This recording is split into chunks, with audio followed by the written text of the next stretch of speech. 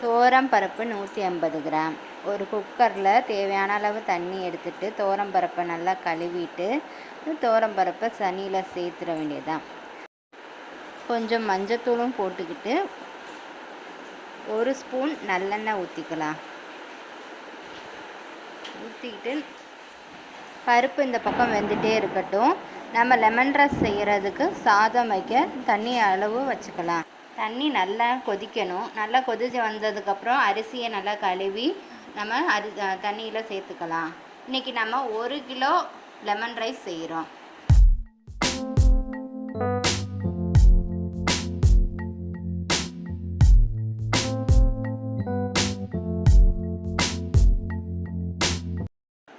நம்ம சாதத்துக்கு தேவையான அளவு உப்பு சேர்த்துக்கலாம். 10 நிமிஷம் நல்லா ஹை ஃப்ளேமில் கொதிக்க வச்சுட்டு சாதத்தை வடிகட்டிடணும்.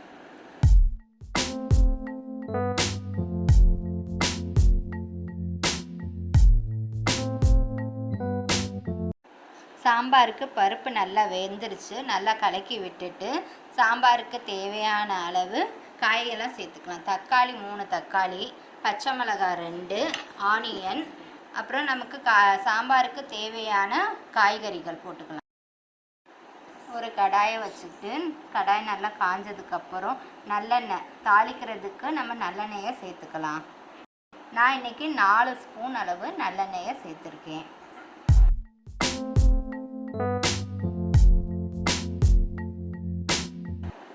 எண்ணெய் நல்லா காஞ்சிருச்சு. இப்போ முதல்ல நம்ம கடுகை கொஞ்சத்தை சேர்த்துக்கலாம். கடுகு நல்லா காஞ்சதுக்கப்புறம் கருவேப்பிலையை நம்ம சேர்த்துக்கலாம். கருவேப்பிலை நல்லா வெந்ததுக்கப்புறம் வரமிளகாய், 1 வரமிளகாயை நம்ம உடச்சி சேர்த்துக்கலாம்.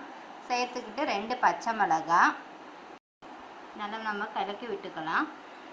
கலக்கி விட்டுட்டு நம்ம கட் பண்ண ஆனியனை சேர்த்துக்கலாம். ஆனியனை நல்லா வதக்க விட்டுற வேண்டியதான். பொன்னிறமாக நல்லா வதங்கட்டும். ஆனியனு ரொம்ப ஹை ஃப்ளேமில் வைக்க வேண்டாம், அது அப்படியே தீஞ்சிரும். ஸோ லோ ஃப்ளேம்லேயே நல்லா நம்ம வதக்கி விட்டுக்கலாம். நல்லா வதங்கி வரட்டும். நல்லா வதங்கினதுக்கப்புறம் 3 தக்காளி நான் கட் பண்ணி வச்சுருக்கேன். தக்காளியை ஆட் பண்ணிக்கலாம். தக்காளி நல்லா பச்சை வாசம் போகிற வரைக்கும் நல்லா வதக்கி விட்டுக்கலாம்.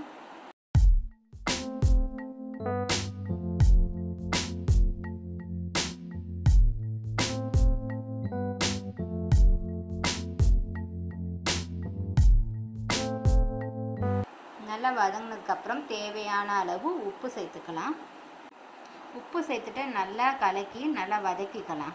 நல்லா பச்சை வாசம் போகிற வரைக்கும் நல்லா வதக்கிட்டு நல்லா வதங்கி வந்துருச்சு. இப்போ நம்ம வதங்கினதை பருப்பில் நம்ம சேர்த்துக்கலாம். நல்லா கலந்து விட்டுட்டு ஸ்டவ்வில் வச்சுக்கலாம்.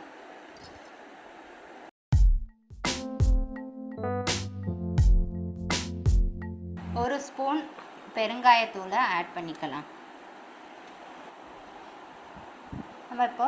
நம்ம வீட்டிலையே செஞ்ச சாம்பார் பொடி 1 டேபிள் ஸ்பூனை ஆட் பண்ணிக்கலாம். ஆட் பண்ணிவிட்டு கொஞ்சமாக நம்ம காஷ்மீர் சில்லி பவுடரை ஆட் பண்ணிக்கலாம். ரெண்டையுமே நல்லா கலந்து விட்டுக்கலாம். நல்லா கலந்ததுக்கப்புறம் தேவையான அளவு தண்ணி ஊற்றிக்கலாம். தண்ணி ஊற்றி நல்லா எல்லா மசாலாவும் நல்லா கலந்து வர்ற மாதிரி நல்லா நம்ம கலக்கி விட்டுறலாம்.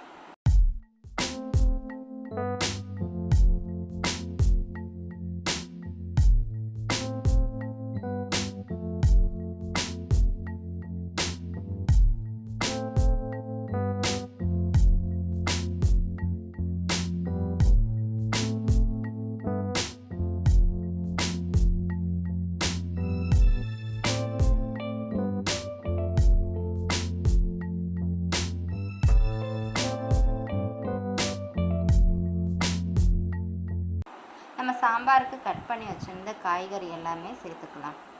உங்களுக்கு விருப்பமான காய்கறியை நீங்கள் சேர்த்துக்கோங்க. நம்ம எல்லா காய்கறியும் சாம்பாரில் சேர்த்தாச்சு. சேர்த்து நல்லா கலக்கி விட்டுட்டு நல்லா கொதி வந்ததுக்கப்புறம் குக்கரில் 2 விசில் விட வேண்டியதுதான். இப்போ நம்ம லெமன் ரைஸ் செய்கிறதுக்கு தேவையான அளவு எலுமிச்சப்பழம் எடுத்துக்கலாம். இன்றைக்கி நான் 1 கிலோ பச்சை அரிசியில் லெமன் ரைஸ் செய்கிறேன். அதுக்கு நான் 4 லெமனை எடுத்திருக்கேன். 4 லெமனை எல்லா விதையும் எடுத்துட்டு நல்லா க்ளீன் பண்ணி எடுத்து வச்சுருக்கேன். இப்போ ஒரு பவுலில் 1.5 ஸ்பூன் அளவுக்கு பெருங்காயத்தூளை நம்ம சேர்த்துக்கலாம். நம்ம கட் பண்ண லெமனை நல்லா அதில் புழிஞ்சு விட்டுக்கலாம்.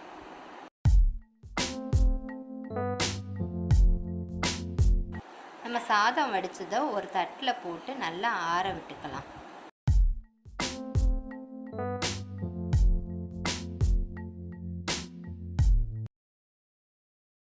எலுமிச்சை ஜூஸோட பெருங்காயத்தூளை நல்லா கட்டி இல்லாமல் கலந்து விட்டுக்கலாம்.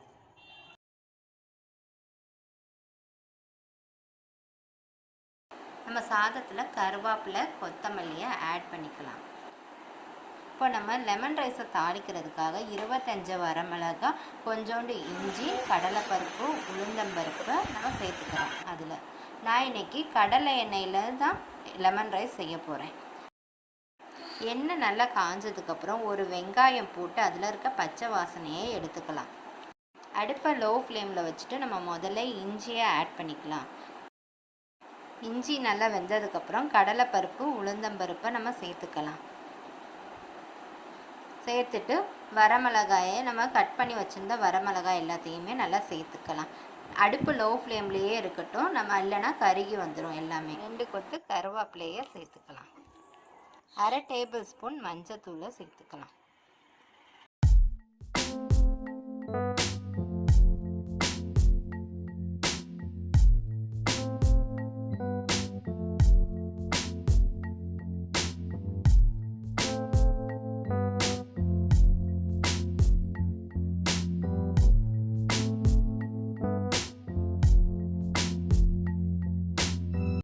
சாதம் நல்லா ஆறிடுச்சு. இப்போ நம்ம லெமன் ஜூஸை சேர்த்துக்கலாம். சேர்த்து நல்லா கலந்து விட்டுக்கலாம். இப்போ நம்ம தாளித்து வச்சுருந்த தாளிப்பை நம்ம சாதத்தில் சேர்த்துக்கலாம். கொஞ்சம் கொஞ்சமாக சேர்த்து நம்ம சாதத்தை கலந்து விட்டுக்கலாம்.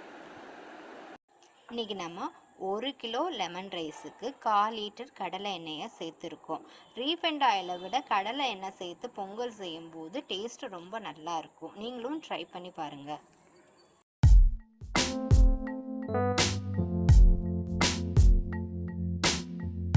ரைஸ் லெமன் ரைஸும் சாம்பாரும் ரெடி ஆயிடுச்சு.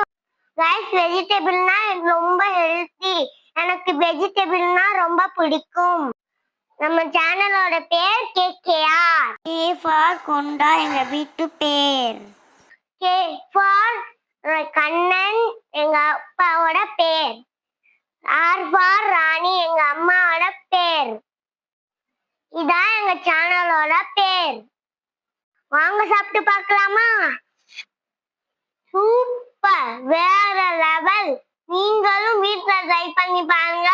லைக் பண்ணுங்க, ஷேர் பண்ணுங்க, கமெண்ட் பண்ணுங்க, மறக்காம சப்ஸ்கிரைப் பண்ணுங்க. அடுத்த வீடியோல பார்க்கலாம். பாய்.